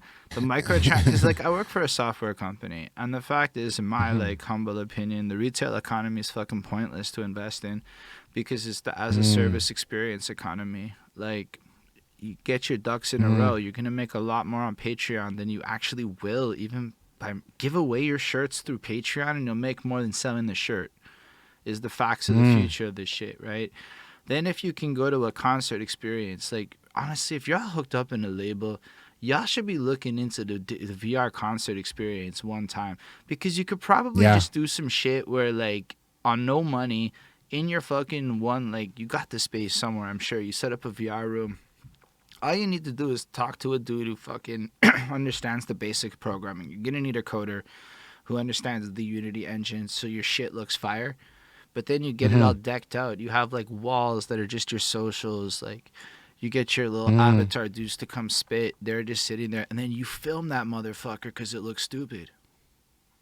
And you Yeah. got the Yeah. YouTube shit after you cut it. And like, to me, that's the future, because you can charge like fucking nothing for that show, or you can charge $5. And I know for a fact motherfuckers will burn $5 on delivery fees. Mm. So it's like, to me, this is the clear That's true. future. Hell, on Twitch, you could gate concerts right now. They have to Yeah. subscribe to, Yeah. like, that's how fucking King of the Dot does it. Or they do the event live, so you can watch the event live. It's kind of like a bait, but if you want to watch the back catalog, you have to subscribe to their channel and pay. And it's the only way to watch shit Wow. after the fact. So like, to me, this is the clear future for the same reason that everybody else is investing in this tech. But like, it doesn't help that artists just want to party a little bit. And this is not a party. It's so really not as lit as being like, I watched that Mike Shab performance, his little Bam Bam video on Instagram, and I'm like, I want to be in that room so fucking bad. It looks so cool. VR's not that yet. I don't think it'll ever be that. It's just, I think there's way more money there in the next 2 years. And I don't think there's a lot of money in live shows, given the way Montreal's live economy has gone for the last decade. At least You're for right. end rappers. Like, look, there's like 3,000, there's maybe 2,000 English rappers alone in the city. And then there's the whole French scene, which has got a lot more if there's that many English ones, right? So, like, you know, I think VR does more for a lot of people. And Instagram isn't it, because it's Facebook, and fuck that, copyright laws. Twitch is kind of medium. It's it for now until they come at you for copyright. The VR universe creates private spaces, which is more like Discord. And if you can get a Discord popping, you could charge money to get on your Discord. Like, but like, people ain't looking at the shit like that. And That's real. it's been one hell of a grind trying to explain to people how technology's not doper than real life, but it's more profitable. But it requires like 50 people on the same train, kind of pushing the same vision, or you're just kind of the dude by yourself on Twitch trying to push that shit. So. Right. So you would so you said you almost got the Quest 2, then you got the Rift. Well, at the time the Quest 2 wasn't out yet. So the Rift was out, and the Quest 1 was shit for, like, you couldn't record footage. So I wanted to make videos. So I made a bunch of VR videos about the tech back then, early 2020. And, yo, I got this boxing game, dude, and I fucking swear I got into shape half because of that shit, because it forced me to squat and it forced me to fucking shadow box. I'm telling you, that game taught me rhythm, because I was shadow boxing to the beat. And my lad. Then the games is kind of dope, though, but you got to be in shape to play them. So now you're incentivized to get into shit. Bro, you can't be fucking swinging your arm for like 15 minutes. Just, you know, like, even holding the gun up to shoot, you know, you still literally have to hold your arm up now and hold it steady so that you can fucking fire. But the social Wow. apps are gonna get litty. I don't know exactly where it's at, but within the next year, you're gonna have shit where even if it's not in the city, the dudes in Iowa and the fucking middle of nowhere places, or like the homegirl Golden Jenny who was staying with her grandma on COVID in fucking Norway and shit, and she was on Twitch Mhm. connecting with Canadians, and it's like that internet crowd that's more reminiscent of your SoundClick community. They Mm. would eat up Montreal culture. Cause to them it's Montreal. Yo, I met a flight attendant flying back from New York City. Dude, I never seen Mhm. somebody geek on Montreal like that. Like she was just so enthusiastic to be here, and it was such a mystical place to her. And I'm like, bro, that's how I felt about New York. Okay, we litty. We not New York litty, but we up there. And we gotta like, Mhm. we could present that. Anyway, this is just where my brain goes. Yeah, I get fucking excited on this topic because I can go on for an hour on it. Just to, anyway. But yeah, you're right. I think that we're also a So tech city full of coders that would eat this shit up. yeah, yeah, totally, totally. I know you had a time I limit think. though. I don't know if I'm like killing your time limit. I want to be respectful of that shit. I mean, if you have any other questions, I mean, I'm good. We can keep going for a bit. Yeah. I mean, I think that's. I'm like looking at. I'm looking through the VR, the accessories and stuff. I'm like, huh. Because I just recently boosted my computer, so now I could actually Get the Quest. support some. Get the Quest 2. Oh yeah. Yo, the Quest 2 is room mapping. And all the new Oh shit yeah. goes. Yo, the Rift S was. It ended up being a mistake because like all the cool shit goes into the Quest 2 now. And the Quest 2 is wireless. And trust, the wire is kind of shitty. And Uh, yo, like uh, it's gonna like I don't know exactly when it's gonna hit, but it's gonna hit within the next year or two. Where like when the Quest 3 drops and the Quest 2 becomes hella affordable, it's still gonna be ouais. relevant. And honestly, it's gonna be like 2 years tops, man. Cause like people gonna realize they don't like bars as much as they did and shit. And then VR will Uh, become like kind of dope. Not everyone, but to a whole sect of people that are highly ignored right now. And so like mm, with that, the video mm. games are gonna get good. Like they already made good video games, let alone get good. Like there's Yeah. the Half-Life game that I want to cop at some point. I just didn't because I'm never gonna play it. Um, Hmm. I'm not getting the Quest 2 now. He's looking at the prices of this shit. I don't want to buy that right now. It's too expensive for me. I will get that though at some point because then we'll have two VRs in the room, and then Bonnie can use one and I can use the other, and that'll be fucking fire. And then Amazing. yo, there's just goofy shit, man. Like I remember playing VR chat, and they had like the fucking werewolf, the Loup-Garou game. You know that Loup-Garou card game that you would play? Yeah. Yeah. Yeah, I think it's murder mystery to you English folk, but I only ever played that in French class because we had to do it like that. And they have Wow. that in like you have fucking goofy shoot around stuffs. Like honestly, it's kind of a wild like when I hear the metaverse, I pictured that because like they had Second Life back in the day, and that was like Okay. the same shit but not in VR, right? And then Hmm. it was like $1 billion fucking industry of lonely people just creating these virtual avatars. Yo, shout out EZLD. Hey, he's supposed to be here next week on Monday, I believe. But so like, yeah, all these people would be like congregating and just chatting, and then as voice chat gets implemented, whatever. Like, I went to like a fucking club in VR, dude. It was like you could be spinning in VR. Wow. I forgot Yeah. about that part. This dude was just spinning, and I'm like sitting there with my little, because that's like really what it looks like. Is your fucking avatar is just bopping, but it can track your hands. So Yeah. and it's fucking stupid, but yo, I remember being in the club in the middle of this space with this 80 people, and you try to talk to a girl, it's too loud, and I'm like, this is fucking like stupid. But at the same time, if you like marijuana more than alcohol, it's a vibe. Yo. True point. True point. I'm more of that Gonna team. check that out. Quest 2. Quest 2. Yeah, I would go with that. Facebook owns that shit, and clearly Facebook's gonna make the big boy plays right now. What you say?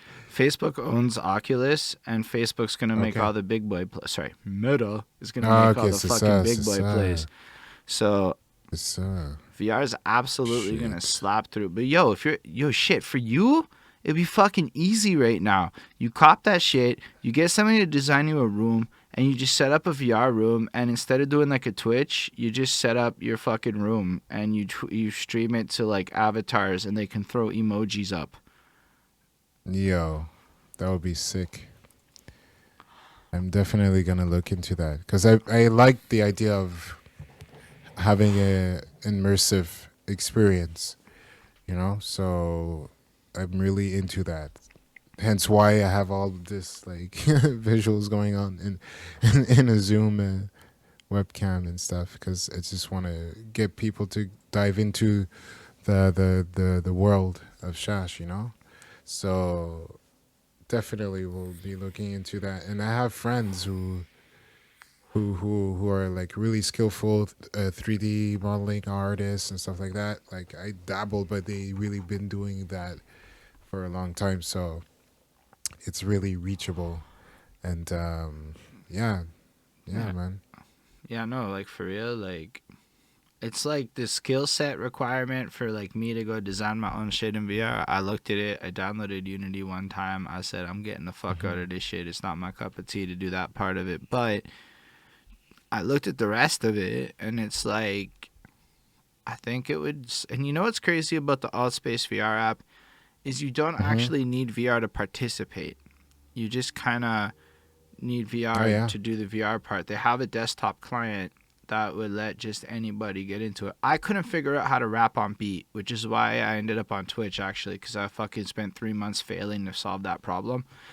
And then Hmm. Twitch was like me settling a little bit. But yeah, in theory, I don't know how to rap on beat yet except to broadcast it via Twitch. But otherwise, like, if there's a way to get the avatars to do it, I could look into the tech more, blah, blah, blah. But in theory, yeah, like, throwing all out concerts and shit is super attainable. I just, lost the passion for a minute. But now I'm, Hmm. thinking about it more and more because I think there's cash in that shit. Or at least, like, Yeah. because it's like, I remember seeing a stat like a year ago where the number of, like, viewers to creators in the sphere was like 36,000 to 1, whereas like every other sphere it's like 100 to 1. Yeah. So like I don't know, those kinds of numbers excited the shit out of me. I feel like you You're would right. appreciate these numbers. I'm like literally downloading Outspace. I'm getting it now. I'm just looking at just to get an idea. But yeah, I'll definitely look into like VR space and Unity.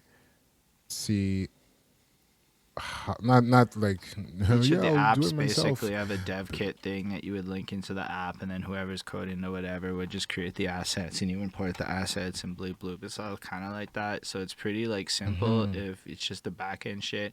But yo, it's gonna get to a Hmm. point where like a Travis Scott figure will have shit coded to like a word. Words will be triggers. Or Hmm. even right now, you'd probably be able to go like instead of a doo doo doo doo doo, and then like it'd trigger off to like fucking flames or whatever popping off behind you. Like that shit's gonna happen in a year because like I can picture how to code it. That means somebody's doing it. I just don't know how to Hmm. do it. Exactly. There's like, oh man, spécial tout ça. Spécial, spécial. Yeah. No, that's dope, man. I'm glad you're excited about that. Most people don't actually care that much about it, so it excites me that you care that Yo, much. it's still like one of those, like you say, it's like one of those sides of visual and sonic experience that hasn't fully been like exploited yet, you know. And the tech is there. I was thinking like I was hoping like let's say the day that we'll be able to do like dance battles in VR, but in a sense where Oh, you could do that shit no problem. You just need to buy those suits. yeah, They're 1,500 each, and in theory, yeah, yeah, you get yeah. that, and it renders you directly to a Unity or whatever, which then sends you into the signal, and you could realistically pull that. It's not cheap, but it's doable. No, exactly. It's doable. It's not cheap. Yeah, yeah, exactly. Cause like, Exactly. yeah, I looked into all of this shit. I was like, how am I gonna? Because in my head, I can picture this combination of the rapper is in the room, and you're using the AR technology they're developing to show the avatars that are in the space, right? and then Mm-hmm. the people in the Mm-hmm. space see you photorealistically. So you're captured because you can do that even. There's photorealistic ways to capture a person and then render them. I don't know how. Again, I don't know how Yeah. good the tech is that we can afford. I know Hollywood can afford this shit. Like we're talking like it's pretty out there. But like with that, like we get to a point where these two things get meshed and then you're basically renting a studio that throws events, but there's nobody in the fucking room. It's Yeah. just dude in like a 10 by 10 room rapping at avatars and shit, but it feels like a holodeck immersive experience. Or anything that'll get me closer to the holodeck in Star Trek. Yeah. I'm definitely gonna, like a Black Friday or something. So, what are some of That the is. next big things you have coming up for you? So, big things. Well, the projects I'm working on right now is a lot of composition and sound designing for dance pieces, dance like theater type of pieces. And so I had just finished one project with Spicy Landé, Alexandra Landé. She's a choreographer and from Montreal, and she's been in the game for so long. And it's a piece called Probabilité du néant. And I had composed all the music completely for it. It's like a 70-minute piece. And they're gonna do a tour of it also soon in different venues in different areas in Canada. And so it's those type of projects. Those projects they last uh, this one was like a year. I'm working on another one with B-Boyism, which is another company ran by a B-Boy called C Smooth, who was part of the original, one of the original crews of Montreal, Flow Rock. And yeah, so I'm working with him on this project, and this project's been on for like the last 2 years. And right now we're like finalizing certain things. There's gonna be like mapping, visual mapping also, so it's really interesting to work with different teams to create this idea and the visual. So these are the type of things I've been working on during the pandemic very much. I'm also helping Loop Sessions shoot for the MasterClass. So tomorrow, I'm actually after I'm done my residency at Place des Arts, we are shooting for Ken Lo's MasterClass tomorrow at Us Gang. So that should be interesting. Yeah. So basically, for that is they had this. They wanted me to help them out on the technical aspect because I'm used to using OBS and Right. stuff like that. So it's Mark McNanimous, Mark Ings or Mario, and myself, and but we ended up like yeah, I have like two good cameras here, and we ended up using my cameras to offer different angles, so it makes the whole thing work better in a way. And yeah, so like we're shooting 12 episodes. We've done I think we're at half now, and we're heading to half. And yeah, that's a cool project too. In That's a big collaboration with flex. the Conseil des Arts, Us Gang, and Arbitre Montreal Loop Sessions collaboration type thing. So getting paid for that, that's cool. And what else? I know I just said that in as a joke, but like I usually do get paid. Like it's a you have, you know I do get paid from my from my work, but I made it sound as if I wasn't. But no, I do. Um, He's like, I do very well. Y'all need to know. yeah, I mean I haven't spun in a club for the last 2 years, and it hasn't really phased. But I do miss making events. So um, it's something that I do want to. I want to be able to do that in the future. Have something that's built and created that people can trust, so that each time I do the event, people can, they can trust in it, and it only happens once in a while, so they're gonna want to go to the event. you know, like a moonshine or like a yaya party or whatnot. That's dope. I'd go Yeah. to a Shash'U party. You could always do the secret location shit everyone's doing right now, where you don't reveal it till the day of, and then you Yeah, just run the party and hope the cops don't shut it down. bro. Because when they come and shut it down, it's not fun. But at least what's important is to have the paperwork proper, and which is doable. Like I have friends who've done the whole thing, so maybe through collaboration with them or just like having help from them to create, like, make sure that everything is covered so that there's no problem. Like I've done jams in parks, but after that, so yeah, there weren't a lot of options during COVID. But now after the 15th of November, I know now people can dance, so that should be interesting. Yeah, I haven't looked into the regulations. I saw that got passed, but I was like pretty out of touch with reality last week, so I don't really know what the Yeah, rules are. yeah, yeah. So that's what's happening right now. We have a big show. Joyride Records is having a party on the 19th of November, and all the funds are gonna go to a organization based in Saint Michel to help out the neighborhoods and the services there. So that should be really fun. It's like a whole Joyride rally, like as if it was a fool's gold day off. So it's just I'll be there as a DJ, but we'll have like a list of like a whole roster of artists who come through and just perform their tracks. And it's like a 1 hour and 40, like a 1 hour 30 or 145 minute show. 145 hour, like you get it. Yeah. Yeah. So, so yeah, and that's gonna happen on the 19th. And I've been working on my album. I'm just running on a proper time to like release it. I have one or two songs that I still need to adjustments and work on, and on the writing aspect of it.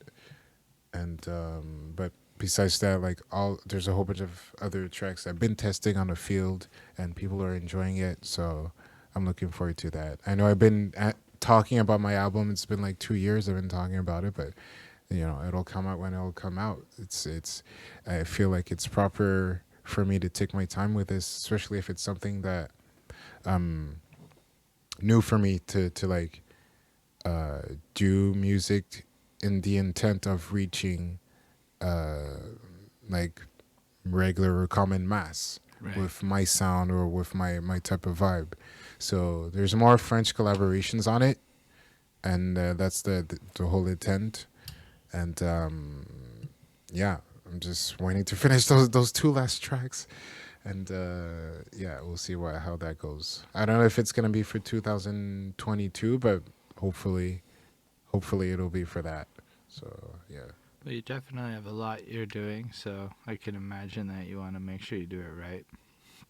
Yeah, definitely want to do it right, especially if you want to do something that's timeless.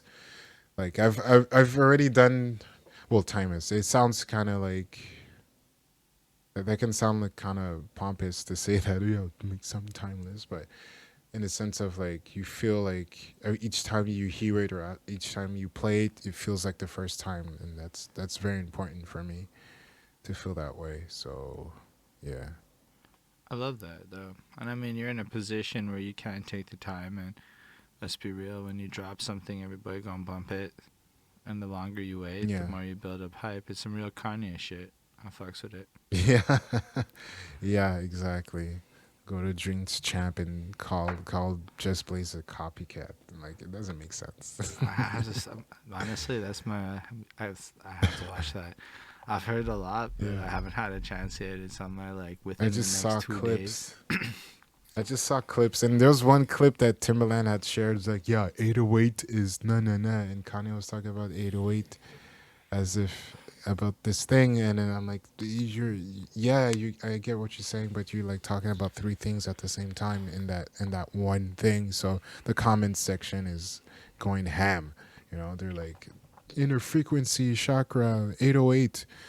808, bro. Like bass sounds been existing way before 808. Look, got thunderclaps, earthquakes. I don't know, like those things, or just waves, regular waves. If the ocean This is what sounds like, Kanye wanted, man. This is what Kanye was going for.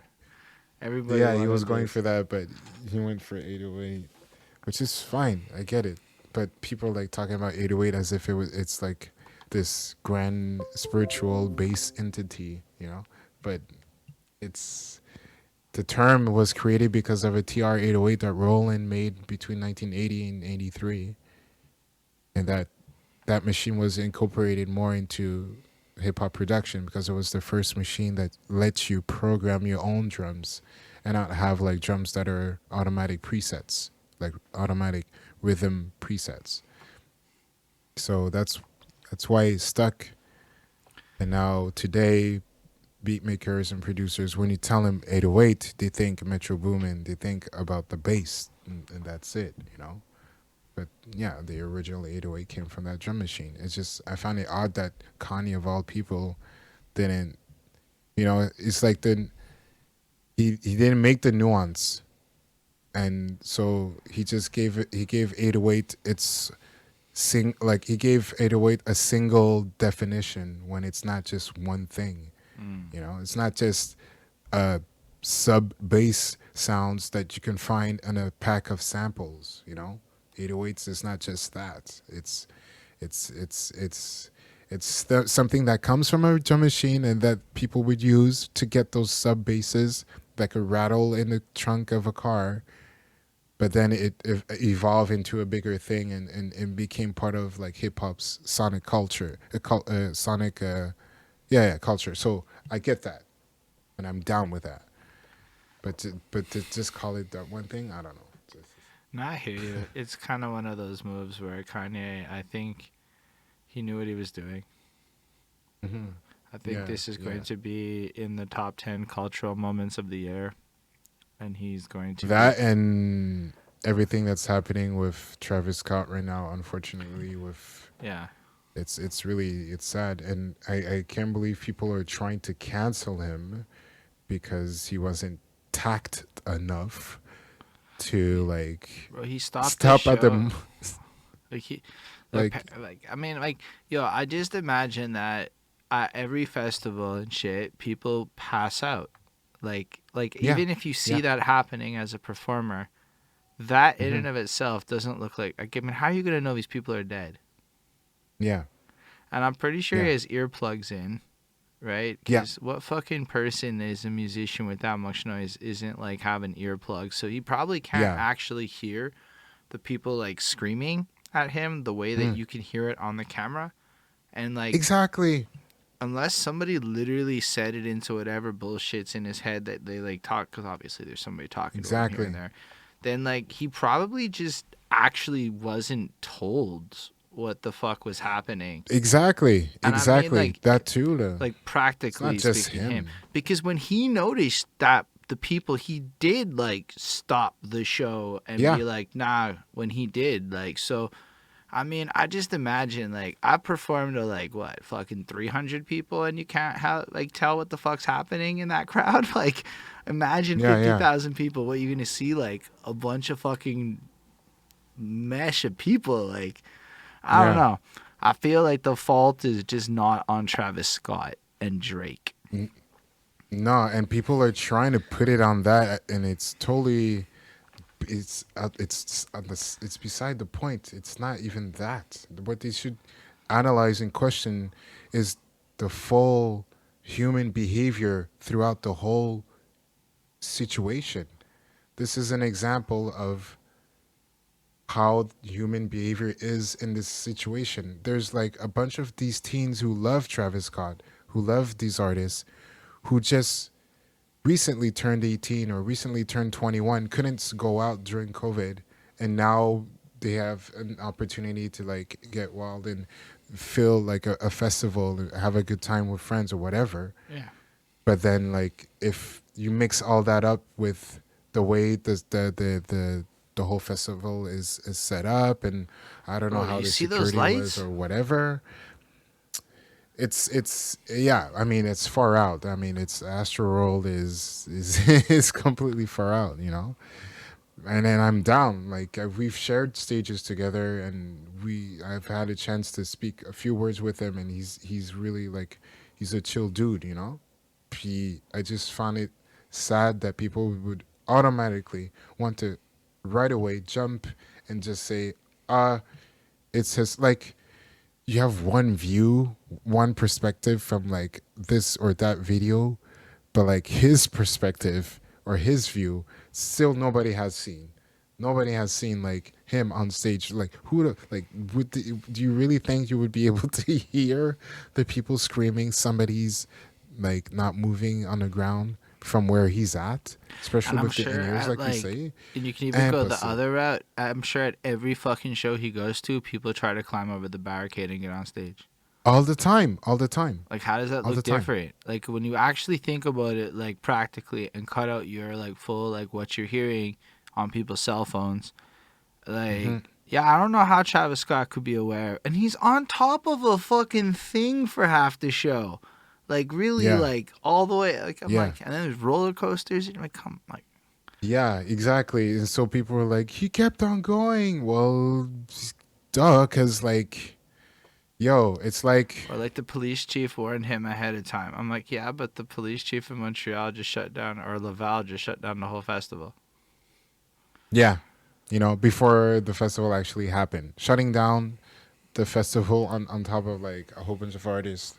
Like, out of out of the lineup, there's, like, one artist who peut-être is well, which police are focused on, just one artist or two, and then the rest of the roster, the rest of the lineup was just regular artists who have nothing to do with anything of that sort. So it's really like they you want people to not do crimes and not do this, but then once they're not doing it and using music as an avenue to not do it, you're shutting them down. So what are you doing? You just want them to go back and do that again? Because it's very close. It's we're not gonna move and do something that we're not used to doing just to get ends meet. We might do that shit that we're used to doing if we want to get ends meet. Like, c'est sûr là. So it's like, for moi, c'est juste stupid to constantly want to like block us, like Yeah. black people, block, different communities who are different looking or different in general in terms of their practices or their cultural background, or like it's like it's very annoying. It gets You see incidents repeating themselves over and over, and you're like, God damn, you guys don't get tired. Y'all still don't see that if you were down with us, y'all be making more money because it's proven.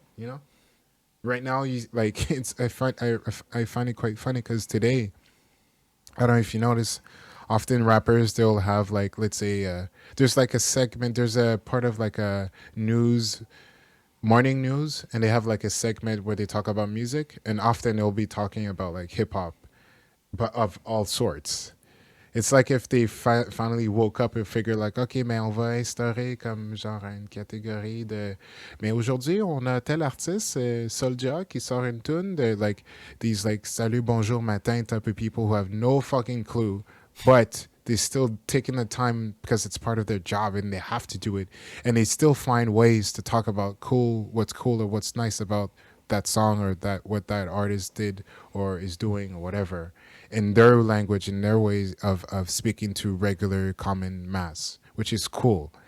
It took some fucking time to happen, but this is where we're at. Still having troubles with having music, hip hop music being played on radio, but it's slowly but surely. It's all these different enjeux that really makes the game complicated. So yeah, yeah. So to have fans being all this happening at a show like this is not gonna happen. I really hope it doesn't happen to anybody anywhere.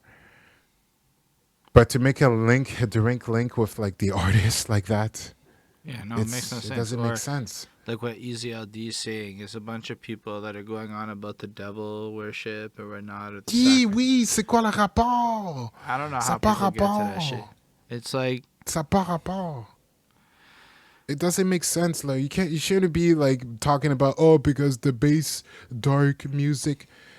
There's nothing to the aesthetics has nothing to do with like um see weirdo. I found it really weirdo that the common narrative would just automatically jump to that. I find I it mean, that's really just like, surprising. to be fair, I would say that's the internet version. And I've come to realize Yeah, one yeah. thing. The internet is not actually the majority. Like, it's a minority. Like, who you see on Facebook and Twitter, like, when you go back to an office place, man, these people ain't on fucking Facebook. They're out there, like, skiing and shit. They're, like, doing things with their kids and, like, running around and, like, like, the people who be on Facebook wildly, like, they're the people that are, like, not busy. So just, like, it's Right. worth remembering that that's the internet.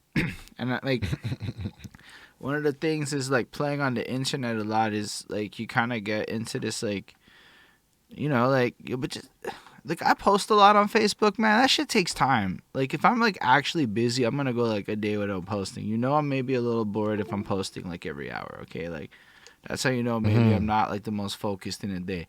Because, like, it's, like, a job to, like, really maintain an online presence. But then you got, like, people who are wildly, like, not doing it for any reason other than to just be there. And, like, in a sense, those are, I guess, the marks that other people make money on. But, like, man, that's the loud majority that, like, people then associate into, like, this grander scale. Like, anti-vaxxers looked really loud until 80% of fucking Quebec got vaccinated. And then where the fuck were they? I'm sorry, but, like, you lost democracy. You lost democracy, okay? Like, that's how the game played. Like, this isn't even my opinion. It's just they were real loud on the internet, and it made it look like there were millions of people. And then when push came to shove, either they were cowards or they weren't really that many of them. And the internet just kind of distorts, like, real life a little bit and makes it kind of like not what it is. And, like, you're right. When you get to, like, situations where, like, the people who have lives, so to speak, which is most people, man, they be like, my boss is not on fucking Facebook. He's too busy doing shit, like whiskey tastings and crap. They like to do that kind of shit, like, Yeah. or like the cigar lounge crowd. I don't know if you know those people, but, like, there's people who just do shit, or, like, rappers who actually go out to shows and shit. They're kind of too busy to be on Facebook all the time. They need to hire people to film them and shit, or, like, somebody to, like, document that shit. Yeah. True. That's what I want. I want somebody to just follow me and just film everything. Just shoot it. But sir, you're taking a dump in a bath. Film it. It's worth it. You don't even know. I got told I should find that. But I'm sure there's some 21-year-old that would follow around Shash'U just because he's Shash'U. Yeah. I mean, I wish. Mais c'est ça. I totally be down with that because there's so much shit that I see. I'm like, fuck. My phone has no more space for nothing. Like, and I'm not gonna, like, bring a camera around with me because I like to be able to move. Hey, you're the star, man. You got to be filmed. You put the work in. Now it's time to film you. The documentee. I don't know. Shit. Does that make sense? Yeah, no. And I think if you're doing all the shit you're doing, and it's worth documenting, because we're at this pivotal moment in the Quebec hip-hop history where when people talk about when Montreal going to hit the map in that grandiosely overused statement, it's definitely going to hit this decade. Like, I don't see how it doesn't. It's 2021 and shit's hot. Like, it's hot. Like, there's thousands of hot artists. It's just math now. It's like enough people are getting involved. Fact is, there's enough podcasts in both language right now to support shit. Like, there's, like, people who can do English podcast tours, I found out. Like, the fact that there's enough of us on the English, come on. I know the French side's stacked. I know the French shit gets 5-figure views on a podcast. I'm like, shut the fuck up. English ain't got that yet. We are not there. But, like, it's bubbling in a way that just inspires the shit out of me. Cause like Hmm. our city's got amazing swag. Like people It come does. here to turn up because our girls be nice. Everything you want's available. Bro, I was in New York and I was like, okay, I get it. Montreal's nice. Montreal's nice. Yeah, Um, it is. I'm like, yo, and then you just got all the like, it's easy to find places to go and go turn up, and we could like sell Mhm. that shit so good to people, and we just don't do a lot of that. Like I don't actually hear people be like, Montreal's lady, like you don't hear that shit. You don't Mhm. hear people like. I don't know about the French side, cause trust, I'm not really like bumping a lot of it, but I don't hear that many like Montreal's dope anthems. Mhm. I mean, it has these moments. Sorry. Yeah, people like. Let's say I give an example. Like when I mix in clubs, and often we get out of towners, and they're super ecstatic to be in Montreal. Dancers in general from around the world love the vibe of Montreal. Artists from outside, whenever if they've ever been to Montreal, it's always like they're always giving props or whatever, you know. So earlier you asked me what's the Montreal sound. I think our sound is what it is because we're able to grasp from New York, grasp from Europe, and all these different areas, and be in our little hub, our little bubble of Montreal, and churn our own butter, you know, do our own vibes or do our own things, but in a way that relates with the rest of the world, you know, because often the artists what they would want to do, often what we want to do is like we create our shape, but then we want to share with the rest of the world outside of our city, you know, but because we're neighbors with key cities, like we're neighbors to New York, which is a key city. We're Big neighbors to, city. you know, to Quebec, to Toronto in a way. Though, even though like we don't necessarily connect like that, but we're still. This in New York, on a beaucoup, No, we have like a lot of honestly, it influences like that the come. difference between Montreal to New York and Montreal to like fucking Toronto's 30-minute drive. So like they're practically the same distance. Yeah, in terms of like difference, yeah, So it's like I know we're less yeah, connected culturally. I feel like we're a lot more connected to New York over here. Like you can feel yeah, it all over. But I like the fact that you brought up the Europe too, because there is that like Euro dance element to everything we do. Like people here like EDM, like in ways that EDM is not banging yeah, in other hip hop cultures. yeah. I mean, I said Europe as in like European, not Euro dance, but yeah, European rap. I was still talking about hip hop, Not fair. I just but thought you about it. okay? So you're segueing into different styles, yeah. Well, I mean, it just popped into my head when you said Euro because maybe it just what happened and it just popped in. But like I was thinking Yeah. about that because like I don't know if it's hot everywhere, but yeah, European hip hop is accessible here because people here be speaking different languages. Hmm. Exactly, and there's a lot of like people coming to Montreal for either school or work, and they come from France. So yeah, that happens a lot. Also, the mix of cultures, the mix of different type of people really makes the sound palette completely change. You know, so it's interesting. You could be in a vibe listening to like Lunis and Hudson Mohawk, and you step out and there's a whip outside parked and it's playing like Enima and White Bee extra loud, you know. It's completely different. It's like street rap from like avant-garde electronic trap music to like street rap out like you know in the same on the same block, you know. That's totally possible in Montreal. So yeah, I think that's and they're accessible. You know, like you can go in and you don't feel like alienated. You know, you don't feel like an outcast or anything like that. So, which is cool. Yeah, it's a dope vibe. Yeah, I appreciate you, Shash'U. Like I really love your energy. I think you know so much about this city. Like you just know so much about the culture. It's like it's such a pleasure to like talk to you about it. You know, just to see Thanks. your like perspective on it all because that's like half the reason I do this. It's just to like learn about it. Google is trash if you want to find out stuff right now. Like it's really like Yeah. Google Montreal rap is not good results. You know, like TikTok don't help. Yo, what up, Rico? Blocks popping on through it. Um, Yeah. but like, Eh, nah. So I appreciate you coming through, and I'm like, you're up to so much cool shit. It's really like inspiring, especially because you're older than me. So I'm like, say word, keep the hustle on, yo. Shit be popping off later on. Even Rico, man, yeah. looking all fucking stylish on fucking Instagram with his all like gray shit, posing like a model these days. Like, you know, it's just stuff to look forward to one day. Um, but yeah, no, I don't know what else to say, man. I could keep talking forever, but like, I don't want to like hold you up. I feel like you gave us like he's like an hour, and we're like past 2 hours now. So I'm like, say word, that's fucking fire. Um, Yeah. but I appreciate you coming through. All of y'all need to like make sure to follow him. I'm gonna do the thing, and hopefully it works. It did. Y'all go follow him and fucking, you know, stay in touch. Go to the show on the 19th if you're able to.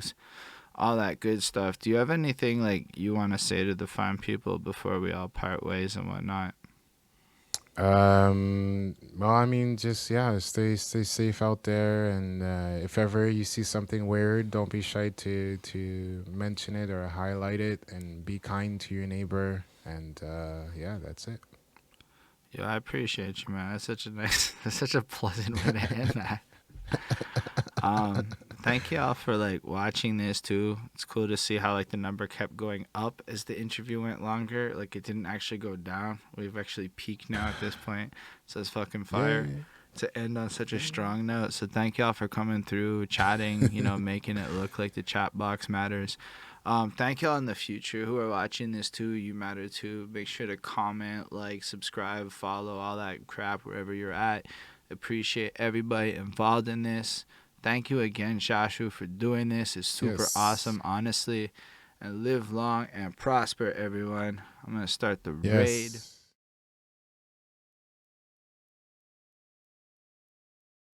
yes.